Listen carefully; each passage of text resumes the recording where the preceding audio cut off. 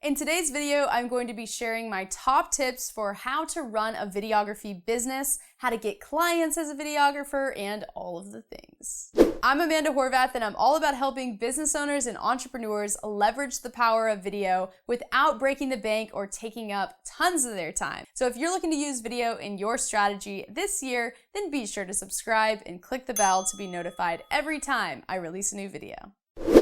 I started my career as a freelance videographer in the LA area, which for anyone that knows is an extremely competitive market. So from the beginning of running my business, I had to figure out how to stand out amongst the crowd and how to get clients and make money and all of the things. So in today's video, we're going to be diving into my top tips. Tip 1, don't have a portfolio website.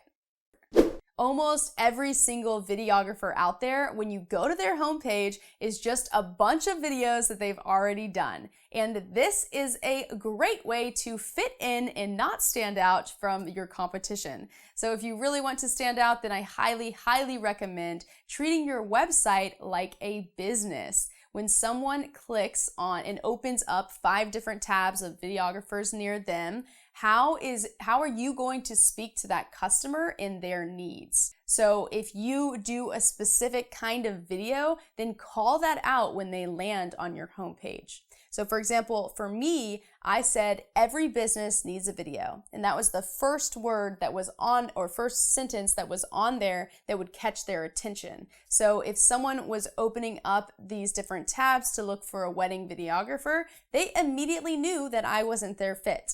And if someone was looking for a business video, they could either spend hours looking through the random videos that people have on their website, or they could see, oh, she does business. I'm gonna watch her videos first and reach out to her. Now, of course, you still want to have your portfolio on your website, but you don't want it to be your homepage. So have something else be the homepage and have maybe some services that you offer, maybe some different types of videos. And then from there, you can actually click to look at those type of videos. So maybe you do wedding videos in addition to event videos and business videos. Well, then you can have 3 different sections that say, which video are you looking for? And then from there, you can click and they will open up just those portfolio videos. So it's an easier way to kind of lead your customer in the direction that they need to be led in order to make a decision if you are a good fit for them. Tip number 2, market yourself everywhere. Once again, I want you to put yourself in the customer's shoes and go type on Google videographers near me and see what websites pop up. More likely than not, there's going to be Yelp, there's going to be Thumbtack, and maybe a couple of others that are specific to your area. So whatever you do, you want to make sure that you are listed as a service provider on these websites. So when you do set up a Yelp account, tons of sales reps are going to start calling you, or not tons, you'll get like one specifically devoted to you. Pick up the phone and ask them what you can do to optimize your portfolio. I don't recommend paying for Yelp ads. They will try to push you in that direction. Just have them do whatever they can to get your site optimized to pop up on Yelp. So when I was doing this, I was one of the top videographers in the city of Austin for whenever someone typed in videographers in Austin. I was like the top 3 within the city. So this was a huge way to drive traffic my direction, is just getting listed on Yelp and picking up the phone and talking to them. Then of course there's Thumbtack, and here's another one for you, Craigslist. Now I know that might sound kind of crazy to list your services on Craigslist. It might seem like you're not going to get quality clients on there, but I have found the opposite to be true. I just continuously would post the same ad over and over again, and whenever it would run out, or it wasn't an ad, it was just a listing for my services, and occasionally leads would come through. So I think I even had multiple different ones, like I might have one for event videography and one for business videography, because people might be searching for different things. So that is something to consider. But just whatever you do, put yourself wherever a customer might be searching for your services. Tip number 3, automate your quote process. As a videographer, you are going to be busy. Your schedule will be filled with shooting and editing videos. Because of this, you are going to find that you will have heavy periods where you are executing and then suddenly a dry period because you haven't been doing any prospecting. My best recommendation for this is to get an automated system for your prospecting going so that you can take inbound leads that are coming to you and automatically have them sign up for a call. So the way that this works, it can be very simple. You can use the Squarespace input form or whatever, like just the typical form on Squarespace for people to fill out their information, and then send them to a thank you page with your Calendly link. Calendly is this amazing service where you can just say what times you're available and people will automatically sign up for a call with you. So by automating this process, they feel like you are automatically getting back with them because they immediately book a call with you. Just be sure to keep your Calendly updated so that if they do book a call, you are actually available. Now let's say that you have a very successful videography business that you're already running and you are getting tons of leads coming in, then you might want to consider taking this automation to the next level. When I was running my business, I had an if-then campaign kind of set up to where I would have them fill out a application form that would tell me as many details as possible for me to be able to tell if it was a good or bad project for me. And I had one question in there. I asked what their budget is, and they had a drop down for the different options. And if they said a number that was below my minimum budget, they would automatically get an email sent to them that says, hey, I'm sorry, but your budget is too low. And if you'd like to go back and reapply, you can do that. But because of that, we're no longer, we recommend moving on to other videographers. That would save me time from having to look at it and decide that this wasn't a good fit. And it would save them time from waiting for me to respond to them. Then, if they did say the proper budget, they would automatically be sent to the link to book a call with me. So you can see how this can save you tons of time. Tip number 4, make a productized offer. Now that you have your call system automated, you are going to need to figure out how to make the quote process less of a headache. You know what I mean if you have been at this game for a while. So what typically happens is people reach out and they say, I want a video, how much? And you're like, I need more detail, right? And then you have to go through this whole process, ask them what they need, try to read between the lines of what they might need, get their budget, realize it's too low and all this different stuff or whatever it is. Or you spend hours and hours creating a perfect proposal for them, send it off, only to find out that they don't have a budget and all the time that you spent on that proposal was wasted time. You can tell, I've done this before, this is a thing.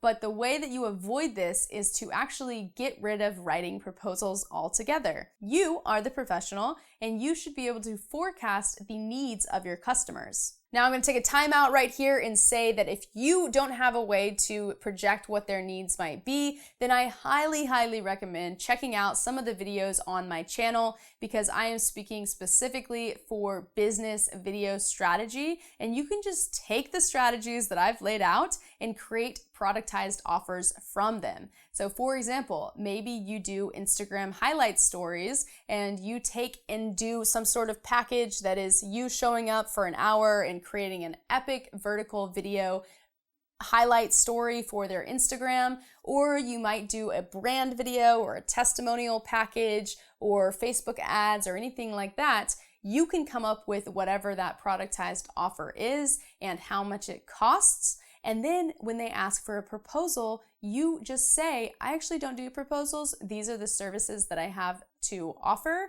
and choose whichever one works for you. In fact, you could even have that on your website. They can book that directly on their application. They can just drop down and say whichever one they choose. And then right away, you already know how much it is. So you hop on the call and you are planning to close them on that one package. So you can see, once again, saving you tons of time. Tip number 5, analyze your end game. There are really 2 directions that you can go with your freelance video business. There is the business owners and entrepreneur world, as well as the agency world, which honestly is where most of the money is. but I want to talk about both worlds and kind of lay out the options for you so that you can decide which one is a better fit for you. So I'm going to talk about my personal story as I navigated these two worlds and deciding which direction to go. So when I first started, I was starting out in LA, and there's tons of corporate life going on in Los Angeles where you can be a freelance videographer, cinematographer, all that kind of stuff. But I personally fell in love with working with business owners and entrepreneurs. Now, the reason for that is because you are so much closer to the creative. You have the ability to just talk directly to them, and you're not having to go through this bureaucratic system to figure out what you are going to do for the video. So if you're looking for full creative control, that is definitely going to be within this world. Then there's also the strategy component of this as well. When you are working on the agency side, most likely the strategy is going to just be passed down to you, and you are primarily going to be an executor in this world. Over here now, you might have the option to pitch strategy to your clients and really work with them to build their way up through the ranks and build their business to the dream that they currently have. So personally, I absolutely loved working in this world and didn't really want to go the corporate route. However, the money is here, right? So if you are like me and you are passionate about business owners and entrepreneurs, then your main goal is going to be focused on those productized offers and figuring out a way to serve them at a minimal price point. So I think that right here, it's kind of like a 10K to 15K is the major price point for individuals, while agencies, of course, go to an insane level, 100K, 200K plus kind of thing. So I recommend figuring out how to create products in a method that is going to benefit the business owner, but also be able to keep your prices lower on the lower side without having to put in more work. So do not undercharge for your value. Definitely charge what you're worth, but figure out ways to kind of hack the system and do it faster. So personally, for me, outsourcing was huge. In order to cut my prices down, I outsourced almost all of my assistant editing in order to cut that down. And I would hire a local editor to be able to do the final piece, or I would come in and do the final piece as well. So that's one way to cut it down. Once again, if you are interested in the business owners and entrepreneurs side of things, I highly recommend subscribing to this channel because I am giving away video strategy that works. Now, if you are interested in the agency model and you're really looking to grow a major production company, you're not really that interested in the marketing side of things anyway, then I would highly recommend finding a couple of agencies within your town that are looking for freelance videographers. So you might not even need your services listed on Yelp or Craigslist. I still recommend doing it, but go and find ways to plug into an agency and have them just feed you the work directly. If this video was helpful, please click like and drop a comment below letting me know. And I'd also be curious what other questions you might have about running a videography business. I haven't created tons of videos on this subject in the past, but I have tons of knowledge to share and would be happy to help. So drop a comment below letting me know what those are. And otherwise, I'll see you in the next video.